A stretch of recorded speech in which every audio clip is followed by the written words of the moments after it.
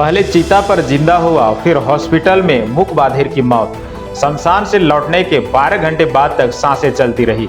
लापरवाही के आरोप में 3 डॉक्टर सस्पेंड। जयपुर के झुंझुनू में शमशान घाट में चीता पर लेटा व्यक्ति जिंदा हो गया। हालांकि 12 घंटे बाद जयपुर में इलाज के दौरान उसकी मौत हो गई। वहीं जिंदा युवक को मृत बताकर 4 घंटे मॉर्चुरी यानी डीप फ्रीज में रखा गया, फिर शमशान भेज दिया गया। शमशान भेजने वाले 3 डॉक्टर्स को जिला कलेक्टर ने सस्पेंड कर दिया है। लातेहार जिला के महुआडांड से मकई लेकर बंगाल जा रही एक ट्रक सारेसाड़ थाना क्षेत्र के द्वारसेनी घाटी में पलट गई। घटना गुरुवार की रात करीब 10 बजे की है। ट्रक में 35 टन मकई लदा था। स्थानीय लोगों के अनुसार ट्रक की रफ्तार अधिक थी और चालक तीखे मोड़ पर ट्रक पर अपना बैलेंस खो बैठा। रांची जिले के मांडर थाना क्षेत्र के बरगड़ी गांव में सेवानिवृत्त जवान के घर में लगी आग। 1.5 लाख नगद सहित लगभग 5 लाख रुपए की संपत्ति जलकर खाक हो गई। जामताड़ा जिले के कर्माटांड़ थाना क्षेत्र अंतर्गत काठबरारी गांव में एक तालाब में डूबने से 2 बच्चों की मौत हो गई। रांची आचार संहिता लागू होने के बाद से झारखंड में 207.25 करोड़ रुपए की नकदी और अवैध सामग्री जब्त की गई। विधानसभा चुनाव खत्म हो चुका है और लोगों को अब नतीजों का इंतजार है। विधानसभा चुनाव निष्पक्ष और शांतिपूर्ण ढंग से बीता और इसका पूरा श्रेय राज्य की पुलिस, निर्वाचन आयोग और प्रशासनिक अधिकारियों को जाता है। राज्य में आचार संहिता लागू होने के बाद से पुलिस अलर्ट मोड पर थी। इसके चलते पुलिस ने 207 करोड़ रुपए नगद और अवैध सामान जब्त किया। विधानसभा चुनाव के मद्देनजर अक्टूबर के मध्य में आदर्श आचार संहिता लागू होने के बाद से झारखंड में 207.25 करोड़ रुपए की नकदी और अवैध सामग्री जब्त की गई। रांची में रद्द होगा 160 हथियारों का लाइसेंस, नोटिस जारी। झारखंड की राजधानी रांची में 160 हथियारों का लाइसेंस रद्द किया जाएगा। रांची पुलिस द्वारा इन लाइसेंसी हथियारों के अधिकार को रद्द करने की सिफारिश की गई है। वहीं इस पर रांची डीसी ने निर्देश दिया है कि ऐसे सभी लाइसेंसधारियों को अंतिम शोकॉज जारी कर 22 नवंबर तक जवाब दाखिल किया जाए। साथ ही संतोषजनक जवाब नहीं प्राप्त होने पर सभी हथियारों के लाइसेंस रद्द किए जाएंगे। इस मामले में बताया जा रहा है कि प्रशासन ने विधानसभा चुनाव के मद्देनजर लाइसेंसी हथियार धारकों को संबंधित थाना या सशस्त्र विक्रेता के पास लाइसेंस जमा करने का आदेश दिया था, लेकिन करीब 160 लाइसेंसी हथियार धारकों ने अपने हथियार नहीं जमा किए और इसके पीछे कोई कारण भी नहीं बताया।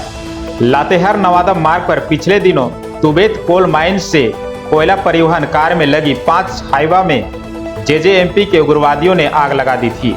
इस घटना के बाद कोयला परिवहन कार्य में लगे अन्य हाइवा के चालक व उपचालक तथा मालिक दहशत में हैं। मंगलवार की रात्रि हुई उग्रवादी घटना के बाद चालक व उपचालक स्ट्राइक में चले गए हैं। इस कारण कोयला परिवहन का कार्य पूरी तरह से ठप हो गया है। चालकों का कहना है कि परिवहन के दौरान लगातार उग्रवादी घटनाएं हो रही हैं। रामदयाल यादव गारू लातेहार जिले के महुआडांड़ में मकई लेकर बंगाल जा रही एक ट्रक सारेसाड़ थाना क्षेत्र के द्वारसेनी घाटी में पलट गई। घटना गुरुवार की बताई जा रही है।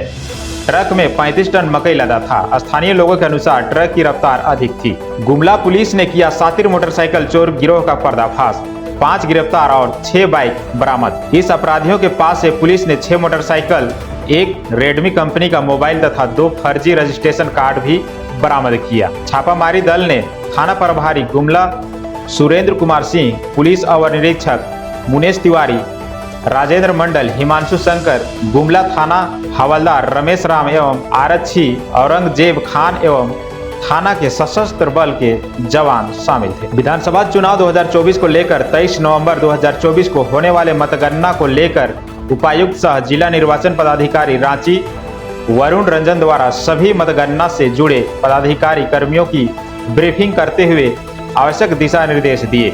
मझियाव में रात्रि में बाजार में मां वैष्णो देवी मोबाइल दुकान में वेंटिलेटर तोड़ अज्ञात चोरों के द्वारा करीब 105 पीस स्मार्टफोन, जिसका अनुमानित मूल्य करीब 16 लाख रुपए हैं, चोरी कर लिया गया।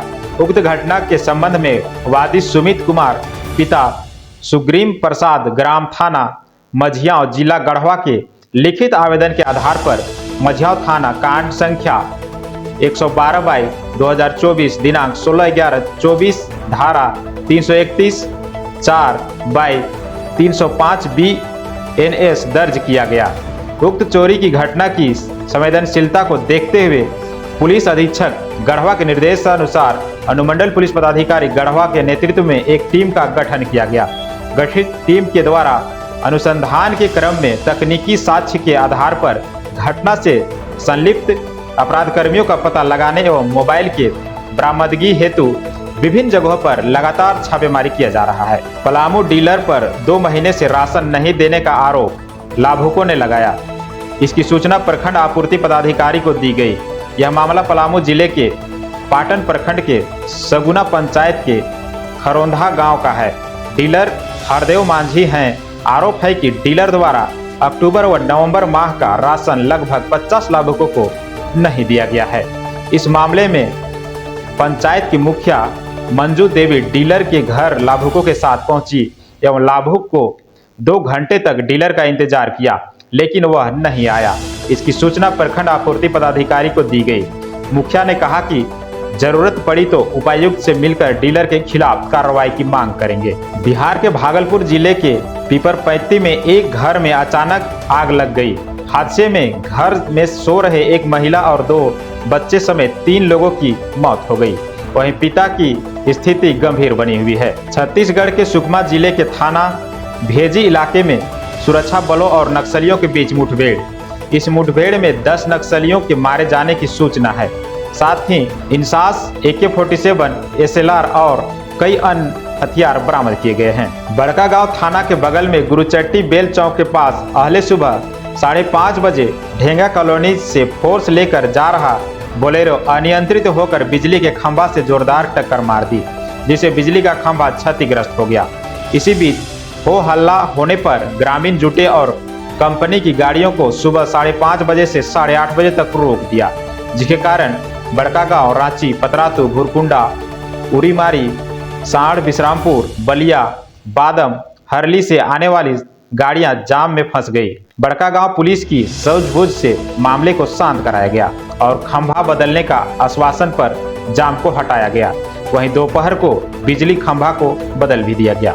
एजेंसी गैंगस्टर लॉरेंस बिश्नोई का भाई अनमोल बिश्नोई का अब एक नया हथकंडा सामने आया है। उसने अमेरिका में आश्रय मांगा है। एजेंसी से जुड़े सूत्रों के मुताबिक गैंगस्टर अनमोल बिश्नोई ने अमेरिकी एजेंसियों को एक पत्र लिखा है, जिसमें उसने अमेरिका में ही आश्रय की मांग की है। दरअसल भारतीय एजेंसियां और सरकार अनमोल के पकड़े जाने के बाद उसके प्रत्यार्पण की कोशिश में लगी हैं। बिश्नोई को अपने प्रत्यार्पण का डर सता रहा है, इसलिए उसने प्रत्यार्पण से बचने के लिए अमेरिकी एजेंसी को एक पत्र लिखा है। पूर्व मस्जिद मोड़ के समीप बाईपास मुहाने पर जानलेवा गड्ढा बना हुआ है। गड्ढे का सरिया तक बाहर निकल गया है। किसी भी दुर्घटना से इनकार नहीं किया जा सकता है। इस बाईपास रोड से सैकड़ों गाड़ियां गुजरती है। कुड़ू बस स्टैंड इस पथ से कुछ ही दूरी पर है। अंतर्राज्यीय बस पड़ाव होने के कारण यह व्यस्तम पथ है। ज्ञात हो कि इस पथ का जीर्णोद्धार लगभग 2-3 वर्ष पूर्व हुआ था। इसके समीप कई दुकानें हैं जहां टेम्पुओं का भी जमावड़ा लगा रहता है। बाजार हाट के दिनों में जाम की स्थिति बनी रहती है। ऐसे दशा में किसी भी दुर्घटना की संभावना से इनकार नहीं किया जा सकता है। जनप्रतिनिधि, जिला प्रशासन, लोक निर्माण विभाग, जिला पार्षद, पंचायत प्रतिनिधि सभी देखकर भी अनजान बने बैठे हैं। रायपुर छत्तीसगढ़ के दक्षिणी सुकमा में डीआरजी के साथ मुठभेड़ में 10 नक्सली मारे गए हैं। उसके पास से इंसास, AK-47, SLR सहित कई अन्य हथियार बरामद हुए हैं। इस घटना के बाद नक्सलियों की बड़ी धक्का लगी है। बस्तर के IGP सुंदर राज ने बताया कि सुकमा जिले के दक्षिणी क्षेत्र में नक्सलियों की मौजूदगी के बाद इनपुट मिले थे। ऑपरेशन के लिए डीआरजी बल को भेजा गया था। 22 नवंबर के सुबह करीब 10 बजे डीआरजी और नक्सलियों के बीच कई बार गोलीबारी हुई। डाल्टनगंज रेलवे स्टेशन के समीप आरपीएफ ने अफीम के 3 तस्करों को किया गिरफ्तार। लगभग 7 लाख रुपए के 1.5 किलो अफीम बरामद। रेलवे पुलिस को मिली सूचना के आधार पर कार्रवाई। गिरफ्तार तस्करों में एक महिला भी शामिल है। झारखंड में सर्दी का प्रकोप बढ़ता जा रहा है। राजधानी रांची से सटे कांके क्षेत्र का न्यूनतम तापमान गिरकर 5 डिग्री सेल्सियस हो गया है। तापमान में बीते 24 घंटे में 1.3 डिग्री सेल्सियस की गिरावट दर्ज की गई। हवा 1.4 किलोमीटर प्रति घंटा की गति से चल रही है, जिससे गरीबों की परेशानी बढ़ गई है। तापमान में गिरावट आने की वजह से लोग घरों में अलाव या हीटर का सहारा ले रहे हैं। जरूरी काम होने पर ही लोग घर से बाहर निकल रहे हैं। सर्दी बढ़ने से सबसे अधिक परेशानी गरीबों को हो रही है। फुटपाथ पर रहने वाले लोगों का जीना मुहाल हो गया है। तापमान गिरना सामान्य। बिरसा कृषि विश्वविद्यालय के कृषि भौतिक एवं पर्यावरण विज्ञान विभाग के अध्यक्ष डॉक्टर रमेश कुमार के मुताबिक यह तापमान असामान्य नहीं है। इस मौसम में तापमान में अमूमन गिरावट दर्ज की ही जाती है। आने वाले दिनों में तापमान और गिरने की उम्मीद है।